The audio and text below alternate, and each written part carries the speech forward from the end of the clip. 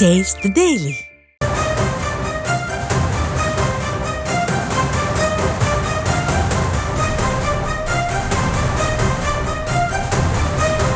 தொடர்ந்து அண்ணா பல்கலை மாணவி பாலியல் சம்பவத்திற்கு நீதிபதிகள் பல்வேறு கேள்விகளை எழுப்பி வரக்கூடிய சூழலில் அண்ணா பல்கலைக்கழகத்திற்கு நீதிபதிகள் உத்தரவு பிறப்பித்திருக்கிறார்கள். மாணவிகள் பாதுகாப்பிற்கு அண்ணா பல்கலைக்கழகம் என்ன செய்திருக்கிறது என்ற கேள்வியை எழுப்பியதோடு அண்ணா பல்கலைக்கழகம் பதிலளிக்க வேண்டும் என்று சென்னை உயர்நீதிமன்றம் உத்தரவு பிறப்பித்திருக்கிறது. அது குறித்தான அண்மை செய்தியை பார்த்து வருகிறோம். தொடர்ந்து இந்த விசாரணையை தாமாக முன்வந்து எடுத்து விசாரித்து வரக்கூடிய சூழலில் நீதிபதிகள் பல்வேறு கேள்விகளை முன்வைத்து அதற்கான விளக்கத்தையும் காவல்துறை ஒரு புறம் அளித்து வரக்கூடிய சூழலில் தற்பொழுது அண்ணா பல்கலைக்கழகத்திற்கு நீதிபதிகள் உத்தரவு பிறப்பித்திருக்கிறார்கள்.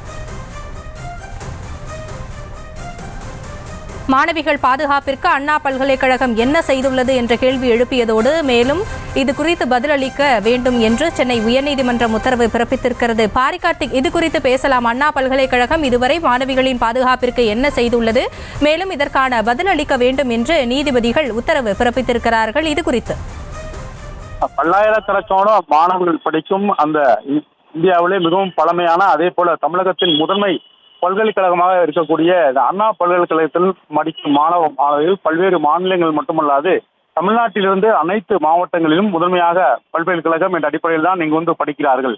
எனவே அந்த படிக்கும் மாணவிகளுக்கு எந்த அளவுக்கு நீங்கள் பாதுகாப்பை உறுதி செய்திருக்கிறீர்கள் என்றும் நீதிபதிகள் கேள்வி கேட்டிருக்கிறார். பல்லாயிரக்கணக்கான மாணவிகள் தங்கும் விடுதியும் அங்குதான் இருக்கிறது, அதே போல கல்விக்கூடமும் அங்குதான் இருக்கிறது. எனவே அவர்களுடைய பாதுகாப்புக்கு நீங்கள் எந்த மாதிரி அவர்கள் பாதுகாப்பை எந்த அளவுக்கு நீங்கள் உறுதி செய்திருக்க என்றும் தற்போது அண்ணா பல்கலைக்கழகத்தும் நீதிபதிகள் நேரடியாக கேள்வி கேட்டிருக்கிறார். குறிப்பாக பொதுவாக இந்த மாதிரி மாணவிகள் படிக்கும் இடங்கள் பல்வேறு இடங்களில் தற்போது சிசிடிவி கேமராக்கள் அனைத்து இடங்களிலும் வைக்கப்பட வேண்டும். அதே போல மாணவிகளுக்கு பல்வேறு அந்த வெளியிலிருந்து நபர்கள் யாரும் உள்ளே வராத வகையில் அந்த பாதுகாப்பு ஏற்பாடை வச்சிருக்க வேண்டும் என இந்த பல்வேறு குளறுபடிகள் தற்போது இந்த விஷயத்தில் நடந்ததாக விவாதிக்கப்படுகிறது. எனவே இந்த விவாதத்தும் கொடுத்து தற்போது நீதிபதிகள் கேள்வி கேட்டிருக்கிறார்கள். இந்த ஆயிரக்கணக்கான மாணவிகள் படிக்கும் இந்த முக்கியமான பல்கலைக்கழகத்தில் மாணவிகளுடைய பாதுகாப்பை உறுதி செய்யும் வகையில் நீங்கள் என்னென்ன நடவடிக்கை எடுத்து வந்திருக்கிறீர்கள் என்றும் கேள்வி கேட்டிருக்கிறார். இந்த சம்பவத்தில் ஈடுபட்ட ஞானசேகர் கூட இந்த கல்லூரிக்கும் அந்த பல்கலைக்கழகத்துக்கும் சம்பந்தமே இல்லாம வெளியிலிருந்து ஒருவர் உள்ளே வந்திருக்கிறார். இது மிகப்பெரிய விவாத ஒரு பொருளாக மாறியிருக்கிறது.